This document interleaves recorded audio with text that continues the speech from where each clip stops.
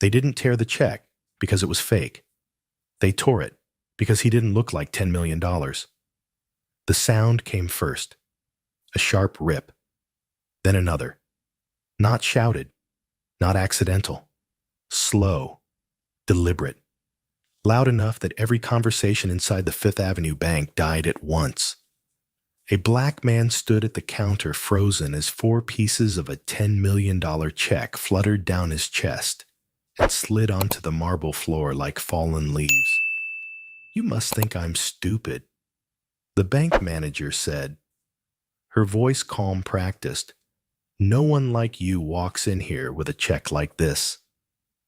In less than an hour, that assumption would expose a system the bank had protected for years. Security was already moving. Phones were already out.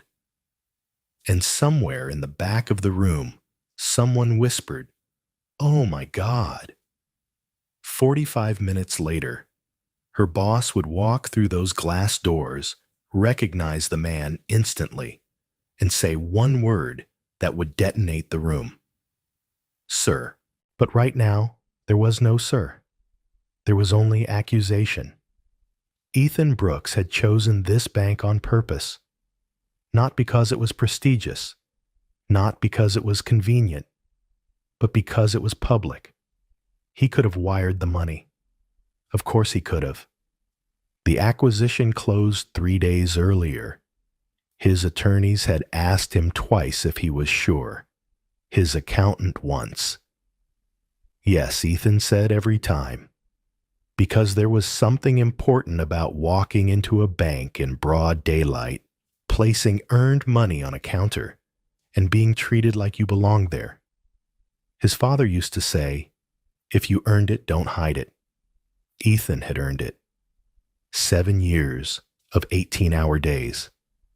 Missed birthdays. Code written at 2 a.m. Client meetings, where people spoke to his white junior partner instead of him. Venture capital rooms, where he was mistaken for the intern, a company built anyway. $10 million. Clean. Documented. Signed. He placed the check on the counter and said the simplest sentence in the English language. "I'd like to make a deposit." Laura Whitman didn't answer right away. She stared at the check. Then she stared at Ethan. And something shifted. It wasn't dramatic. No gasp, no scowl, just a subtle tightening around her mouth. A pause, half a second too long. "This is a very large amount," she said finally. "I'll need to verify the source." "Of course," Ethan replied. He slid his ID forward. She examined it. Typed. Stopped. Typed again. "I'll need another form of identification." He handed her his passport. She held it up next to his face. Compared the photo. Compared the skin. Behind him, the line grew.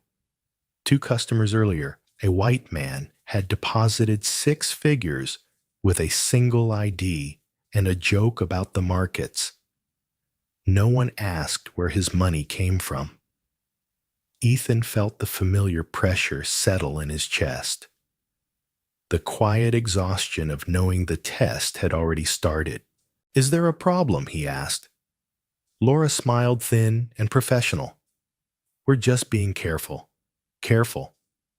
Ethan reached into his briefcase and laid out the paperwork he hoped he wouldn't need. Incorporation documents. Acquisition announcement. Tax records. "I can also call the issuing company," he said. "Their CFO." "That won't be necessary." She cut in already, dialing her phone. "Security to the front desk." The word security landed heavy. A uniformed guard appeared and took position beside Ethan. Close enough that everyone could see. Close enough that no one missed the implication. "This gentleman is attempting to deposit a fraudulent check," Laura said, not lowering her voice. "I need you to stay with him." With him. Like he might run. Like he might be dangerous. Ethan slowly placed his phone on the counter. "I'm recording," he said. For my protection. You're not allowed to do that, Laura snapped. This state allows it, Ethan replied. And I'm not leaving. Her smile vanished. Sir, step aside. No. The room went silent. Laura stared at him. Then she reached for the check. She tore it once. Gasps rippled through the line. She tore it again. Paper ripped clean. Final. Irreversible. She stepped around the counter and threw the pieces at Ethan's chest. This check is fraudulent, she said. And you are committing fraud. Escort him out. I'm calling the police. No one spoke. Not the guard. Not the customers. Not the man who had just watched his future hit the floor. Ethan didn't move. He looked down at the paper at his feet, then back up at her. What's your full name? He asked quietly. Laura Whitman, she said. And you need to leave. Now. Thank you, he said. He raised his phone and took photos. Her badge, the torn check, the security camera timestamp blinking red in the corner. At 12:47 p.m., the glass doors opened. A man in a tailored suit walked in mid-stride, already checking his phone. Then he looked up and stopped. His eyes locked on Ethan. Recognition hit him like a punch. Oh, he whispered. Oh, no. He stepped forward quickly, suddenly alert, suddenly careful. Mr. Brooks, he said. His voice changed on the second word. Softer, sharper, afraid. Sir. The effect was instant. Laura froze. The guard stepped back. People in line leaned forward. Sir. The word that had been used to order Ethan around moments earlier now carried weight. Respect. Panic. Ethan turned slowly. You found that word fast, he said. Once you recognize me. Daniel swallowed. Let's talk privately, he said. We can fix this. Ethan looked at him. At Laura. At the customers, who had said nothing. You can't fix what already happened, he said. But you just showed everyone exactly how this works. He bent down, gathered the pieces of the check, and slid them into an envelope. I didn't need to be recognized to deserve respect, Ethan said. I needed it the moment I walked in. Then he walked out. Outside, traffic roared. The city didn't stop. But something inside that bank had cracked, and everyone there knew it. What Laura Whitman called procedure felt very different when you were standing inside it. After Ethan Brooks walked out of the bank, the branch didn't return to normal. It tried to pretend it had. Screens flickered back to life. The line began to move again. Pens were picked up. Voices lowered. But the air stayed tight, as if the room itself knew something had been exposed. Laura straightened the papers on her desk with shaking hands she refused to acknowledge. She told herself the same thing she'd told herself 100 times before. I followed protocol. That was the sentence that had carried her through 15 years of banking, through suspicious deposits, through internal audits, through quarterly reviews where managers were praised not for customer satisfaction, but for risk awareness. She had been rewarded for noticing what others missed, for trusting her instincts. And her instincts, she believed, had kept the bank safe. The guard returned to his post near the door, eyes forward, shoulders stiff. He told himself he was just doing his job. He hadn't touched Ethan, hadn't spoken unless spoken to. Presence, not force. That was the rule. Still, he couldn't shake the image of the torn paper at the man's feet, the way no one had stopped it. In the line, a woman in her 60s whispered to the man behind her.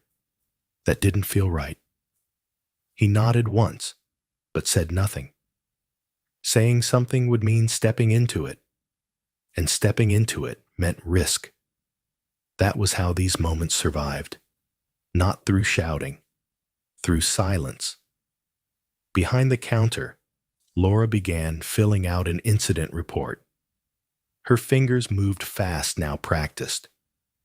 She wrote about irregular documentation, about inconsistent presentation, about precautionary escalation. Words that had been taught to her, words that had weight inside internal systems, but sounded harmless to anyone else. She did not write that Ethan Brooks had been calm. She did not write that he had offered verification. She did not write that 2 customers earlier she had waved through deposits with fewer questions. She wrote what the form allowed. Procedure had a shape. It had language. It had cover. Daniel Harrington stood in his office staring at the wall, replaying the last hour again and again. He knew the policy. He'd signed off on its updates without reading every line, trusting compliance teams and regional directors to manage the details. That was how leadership often worked. You approved frameworks. You trusted layers beneath you to implement them responsibly. But frameworks were only as ethical as the incentives behind them. Daniel knew that bonuses were tied to fraud prevention metrics. He knew managers were praised for flagging high-risk situations. He had sat in meetings where maps lit up with zip codes labeled elevated exposure. He had never asked why those areas all looked the same. At the time, it had sounded reasonable, data-driven, objective. Standing alone now, he felt the weight of what objectivity looked like when it landed on a person. In the lobby, another customer approached Laura's desk, a middle-aged white man in a navy blazer. She glanced at his check, $180. She asked for one ID, processed it without incident. She didn't notice the contradiction, or maybe she did and chose not to. That was the thing about profiling. It rarely felt like hatred. It felt like efficiency, like pattern recognition, like doing your job well. Ethan Brooks understood that better than most. Sitting in his car across the street, he watched the bank through the windshield, his phone resting in his palm. He wasn't angry anymore. Not in the way people expected anger to look. What he felt was colder. Clarity. He had seen this structure before in different rooms with different faces. Venture capital pitches where questions were framed as curiosity but landed like doubt. Boardrooms where his credentials were double-checked while others were assumed. This wasn't about one manager's attitude. It was about permission. Permission to doubt him more. Permission to delay him longer. Permission to treat his presence as a variable that needed managing. Procedure didn't create that permission. It provided cover for it. Ethan scrolled through the recording, not listening, just watching the timestamps, the pauses, the moments where someone could have chosen differently and didn't. He thought about the guards standing silently, about the customers who'd watched, about Laura convinced she was doing the right thing. He thought about how often harm was delivered by people who believed themselves to be careful. Inside the bank, Daniel called for a closed-door meeting. Laura sat across from him, arms crossed defensive before the conversation even began. "I was following policy," she said before he could speak. "I know," Daniel replied. And then after a pause, "But whose policy?" She hesitated. "The bank's." Daniel leaned back. "Or the one we taught you to believe in." She bristled. "Are you saying I profiled him?" "I'm saying you escalated before you verified," Daniel said. and you escalated publicly. He matched multiple risk indicators. Daniel didn't respond immediately. He opened a file on his desk. A map. A chart. Data he had approved countless times without question. How many customers flagged last quarter came from the same neighborhoods, he asked. Laura shifted. That's not relevant. It is if we're calling this procedure, Daniel said. The room went quiet. Outside, Ethan started the car, but didn't drive away yet. He wanted to remember this feeling. Not the humiliation, the resolve. Procedure was supposed to protect institutions. But institutions had forgotten who they existed to serve. That was the real risk. Not fraud, not bad actors, but systems so comfortable with their own logic that they stopped seeing people altogether. Ethan put the phone down. He already knew what he would do next. The sound stayed with them. Not the shouting, not the accusations. The sound of paper tearing slow, controlled, intentional cut through the room and lodged itself somewhere deeper than noise. People would later argue about what they saw, about who said what, about intent. But no one disagreed about the sound. Everyone heard it. Everyone knew exactly what it meant. Inside the Fifth Avenue branch, time warped around that moment. When Laura Whitman tore the check, she didn't think of it as destruction. In her mind, she was neutralizing a threat, ending a situation before it spread. That was how she framed it to herself as the pieces left her hands and struck Ethan Brooks's chest before falling to the floor. She expected reaction, anger, shouting, maybe panic. What she got instead unsettled her far more. Ethan didn't flinch. He didn't raise his voice. He didn't argue. He didn't look at the customers watching him like spectators at a trial he never agreed to enter. He stood there, breathing slow, eyes steady, as if the sound of paper tearing had clarified something rather than taken it away. That silence was not weakness. It was restraint, sharpened by experience. Ethan had learned long ago that when power wanted you to explode, choosing not to was an act of defiance. That rage, when given on demand, became evidence against you. He had watched it happen to other men. Men who were right, but loud. Men whose truth got buried under their tone. So he stood still. He noticed the security guard's hands clench and unclench. Not aggressive, nervous. The guard hadn't expected this either. No one had trained him for the moment when procedure crossed into spectacle. Laura stepped back behind the counter, already dialing her phone again. "I'm calling the police," she said, her voice louder now, filling the room. "This man is attempting to commit fraud." The word fraud echoed off marble and glass. A man near the back muttered Jesus. Another looked down at his shoes. Someone else took a step back, as if distance itself might absolve them. Ethan finally spoke. "What's your full name?" he asked. Laura paused, annoyed. "Why does that matter?" "Because you're making an accusation," Ethan replied evenly. "And accusations require accountability." She hesitated, then snapped Laura Whitman. "Branch manager."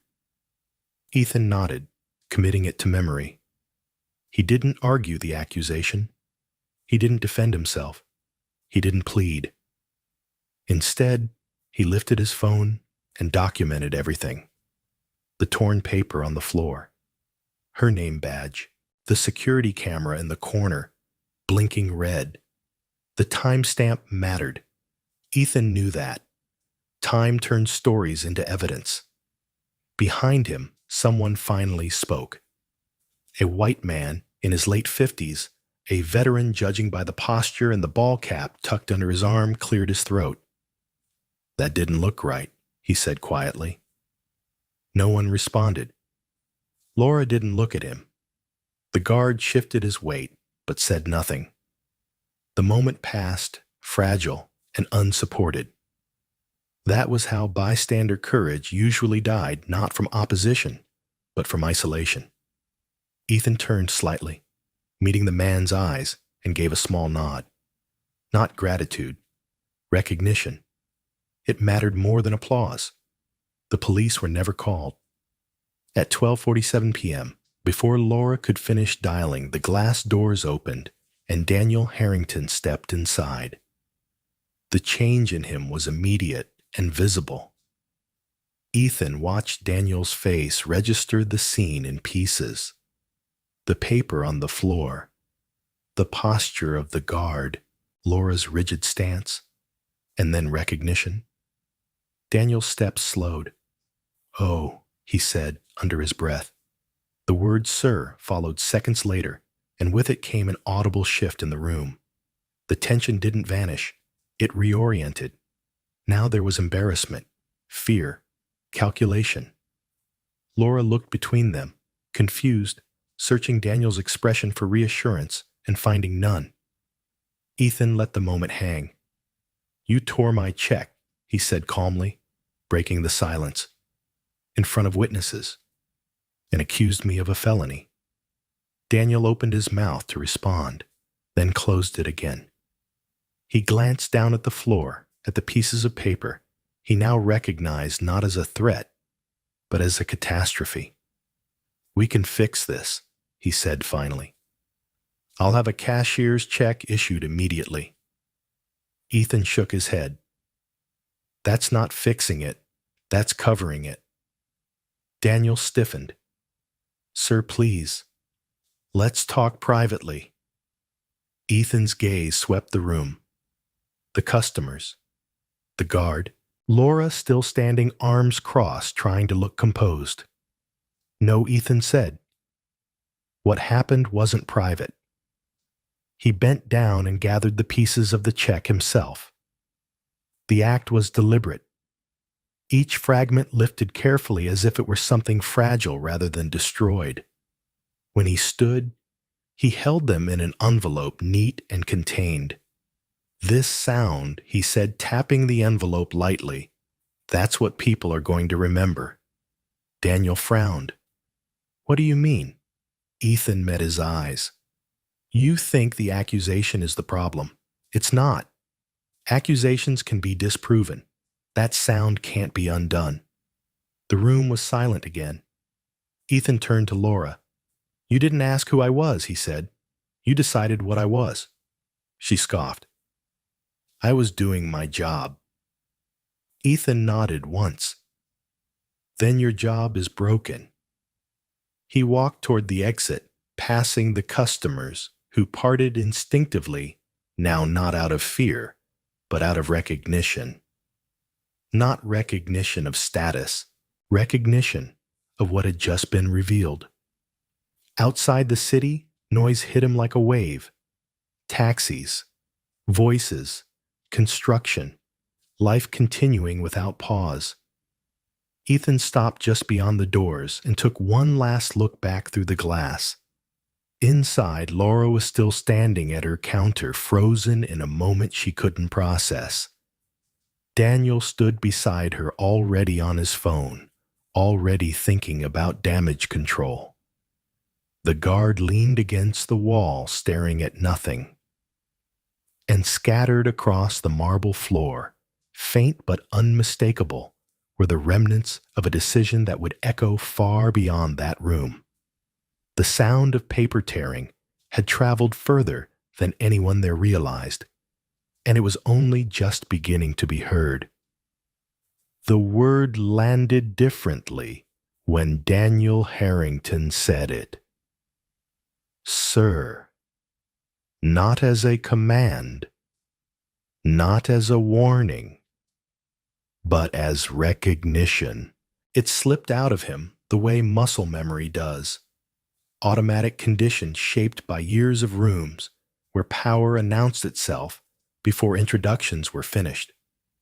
boardrooms, conferences, private dinners, where men like Ethan Brooks were greeted with handshakes, not suspicion. The problem wasn't that Daniel said the word. The problem was when he said it. Ethan stood just inside the branch doors, the envelope with the torn check tucked under his arm. He had not raised his voice. He had not demanded anything. He simply waited, watching Daniel recalibrate in real time. Recognition does that to people. It rearranges posture, changes tone, softens edges. "Let's go somewhere private," Daniel said again, lowering his voice now, as if the volume itself could undo what had already happened. "We don't need an audience." Ethan looked past him. 14 customers stood frozen in various states of discomfort. Some stared openly. Others pretended to check their phones. A few looked ashamed, though they weren't sure why. "This happened in public," Ethan said. "Why would the resolution be private?" Daniel exhaled slowly. "Because it doesn't need to escalate." "Escalate?" Ethan almost smiled. "Escalation didn't start with me," he said. "It started when your manager decided I was a risk before I was a customer." Laura Whitman shifted behind the counter, arms crossed tight against her body. "I was doing my job," she said. He matched several indicators. Daniel shot her a look sharp enough to silence her mid-sentence. Ethan noticed that too. Moments ago, she had been in control, confident, certain. Now she waited for cues from the man who outranked her. That was the thing about hierarchy. It revealed itself instantly when challenged. Daniel turned back to Ethan. "I know who you are," he said carefully. "We've met before. Davos, the logistics panel. You spoke about ethical AI." Ethan nodded. "I remember." Daniel's voice softened further. "We value clients like you." "Clients like you." Another quiet shift. "What about customers like me?" Ethan asked. The question hung there unadorned. Daniel didn't answer right away. He glanced again at the envelope, at the check that no longer existed in one piece, at the evidence Ethan had collected without drama or spectacle. "Laura shouldn't have handled it that way," he said finally. "I'll make sure there are consequences." "That's not what I'm asking," Ethan replied. Daniel frowned. "Then what are you asking?" Ethan took a step closer, lowering his voice so only Daniel could hear. "I'm asking why respect required recognition." Daniel swallowed. "I'm asking why the word sir only became available once you knew my name." Daniel looked away. Because the answer was not flattering. Because the answer lived in systems Daniel had benefited from his entire career. "Let me make this right," Daniel said. "I can have a cashier's check issued immediately. We'll cover any inconvenience. And of course, we'll handle this internally." "Internally?" Ethan nodded slowly. "So no one else sees it?" Daniel hesitated. "This doesn't need to be a bigger issue." Ethan's voice stayed calm. That calm carried more weight than anger ever could. "It already is," he said. Daniel tried a different approach. "Think about what this could turn into. Headlines, misinterpretations, people jumping to conclusions." "People already jumped," Ethan replied. "They just landed on me." Behind them, the security guard shifted again, uncomfortable. He had heard enough to understand that something bigger than procedure was being discussed now. Something with consequences. Daniel lowered his voice further. "We can protect you from that." Ethan met his eyes. "I don't need protection. I need accountability." Daniel's phone buzzed in his pocket. He ignored it. "What do you want?" he asked. Ethan considered the question carefully, not because he didn't know the answer, but because he wanted Daniel to understand it. "I want you to look at what just happened," Ethan said, "not as an exception, as a pattern." Daniel shook his head slightly. "This isn't how we operate." Ethan raised an eyebrow. "Then how did it happen so easily?" Silence. Daniel's shoulders slumped just a fraction. The first crack. "I didn't know," he said quietly. "That's part of the problem," Ethan replied. Laura spoke up again, her voice sharper now, defensive. "You're acting like I singled him out." Ethan turned to her fully for the first time. "You didn't need to single me out," he said. "The system already did." She scoffed. "That's ridiculous," is it? Ethan asked. "Because 2 customers before me deposited large sums with one ID. No security, no questions, no humiliation." Daniel closed his eyes briefly. "Laura," he said, "go to my office." She opened her mouth to argue, then stopped. She glanced at Ethan, at the customers watching at the guard.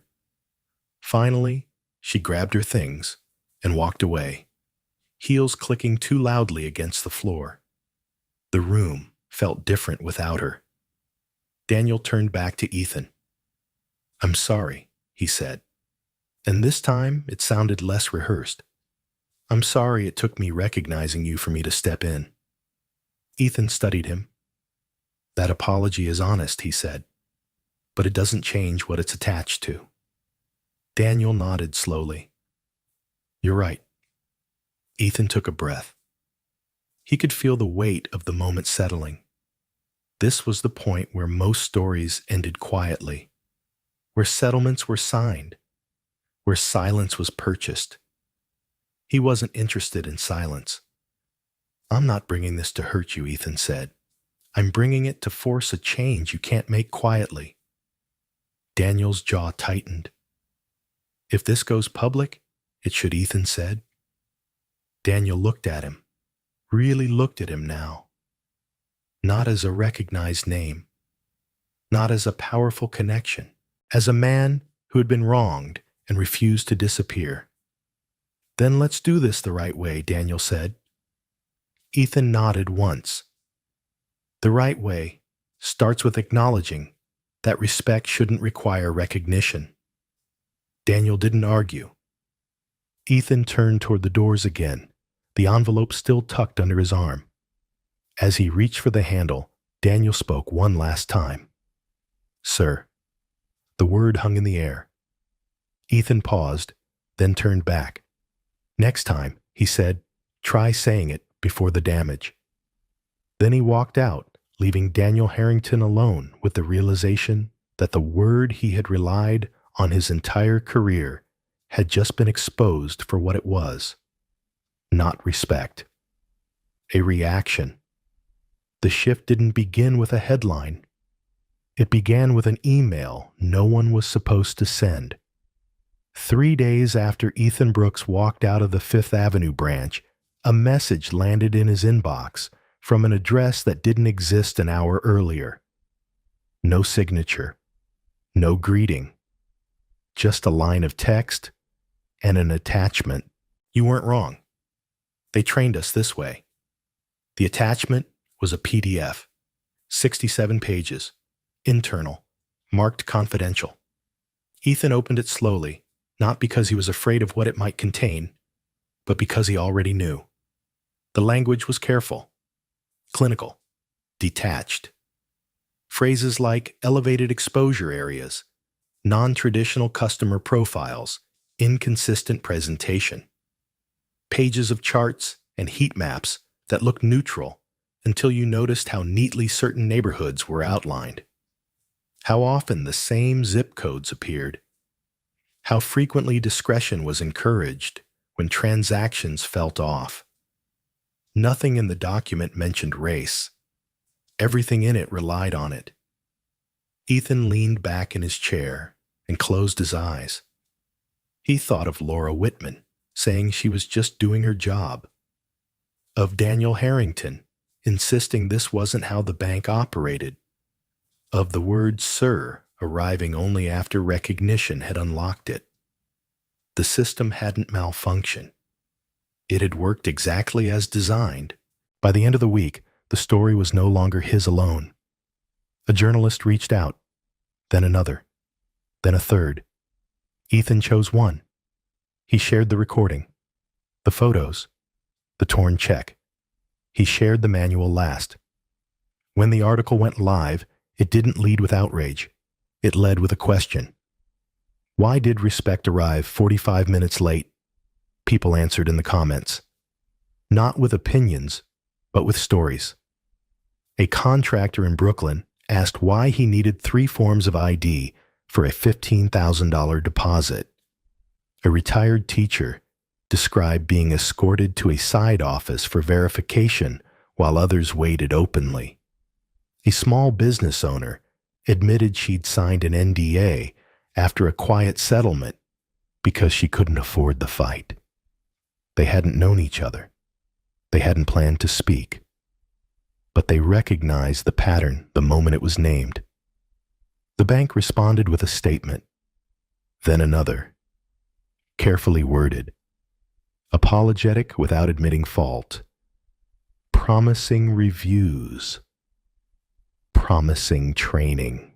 Daniel Harrington called Ethan twice, then left a voicemail.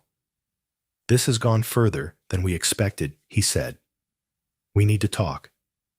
Ethan didn't return the call. What followed wasn't loud. It was procedural. Investigations opened. Regulators requested documents. Emails were subpoenaed. The training manual was no longer an isolated file. It was evidence. When Daniel testified weeks later, he spoke about oversight failures, about reliance on compliance teams, about unintended consequences. He did not deny what happened. Laura Whitman's testimony was shorter. She repeated the word protocol until it sounded hollow even to her. The ruling didn't use the language of outrage. It used the language of correction, fines, oversight, mandatory changes, independent monitors, public reporting. The most important sentence came near the end. Respect cannot be contingent on recognition. Ethan read it twice. The settlement check arrived a month later, smaller than the one that had been torn, larger than anything he had expected to accept. He donated a portion immediately.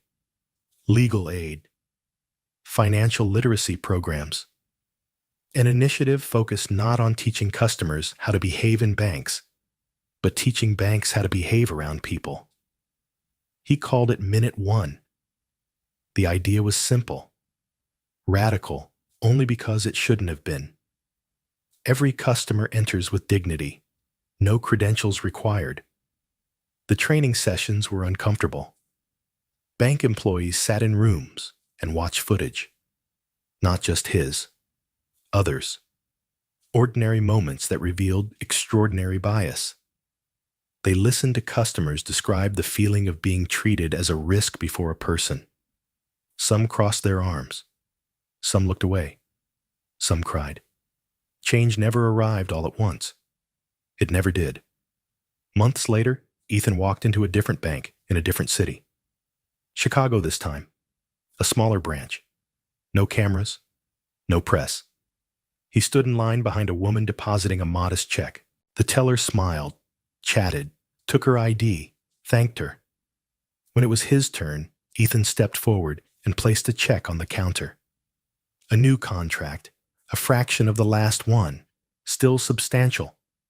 The teller glanced at it, then at him. "Good morning, sir," she said easily. "How can I help you?" That was it. No pause. No tightening. No recalibration. "Sir, at minute one." Ethan felt something loosen in his chest. Not triumph. Not relief. Recognition. Not of status. Of humanity. Later that night, his son asked him why people had been talking about his dad on the news. Ethan thought carefully before answering. Because sometimes, he said, systems forget. who they're supposed to serve, and someone has to remind them. His son nodded. Did it work? Ethan smiled. It's working, he said, because next time it might not take 45 minutes. He turned off the light and stood for a moment in the quiet. The sound of paper tearing no longer echoed in his mind. What he heard instead was the absence of it, and that he knew was how progress sounded. What happened to Ethan Brooks was not a single bad moment. It was a full story about how dignity is granted delayed and too often denied. Ethan walked into a bank carrying the visible proof of years of discipline, sacrifice, and achievement. He did not ask for special treatment. He did not ask for admiration. He asked for something far simpler and far more fundamental: to be treated like a legitimate human being the moment he stepped up to the counter. Instead, he was treated like a problem to be managed. The bank manager did not see his work ethic, his intellect, or his history. She saw risk, not because the check was unusual, but because he was. And when her discomfort met institutional permission, it turned into action. Procedure became justification. Suspicion became certainty. And paper was torn to make a point. What makes this story powerful is not just the humiliation, it is the delay. For 45 minutes, Ethan stood in a space where he was presumed guilty until proven worthy. For 45 minutes, his calm professionalism was ignored. His documentation dismissed, his humanity placed on hold. And then, with a single word, Sir, everything changed. Not because he changed, because recognition finally arrived. That word, spoken too late, exposed the entire system. It revealed how respect was not automatic, but conditional. How dignity was not a baseline, but a reward unlocked only after status was verified. And how quickly behavior shifts when power is identified. Ethan's story resonates because it is not rare. It echoes experiences many people have lived, even if they have never spoken them aloud.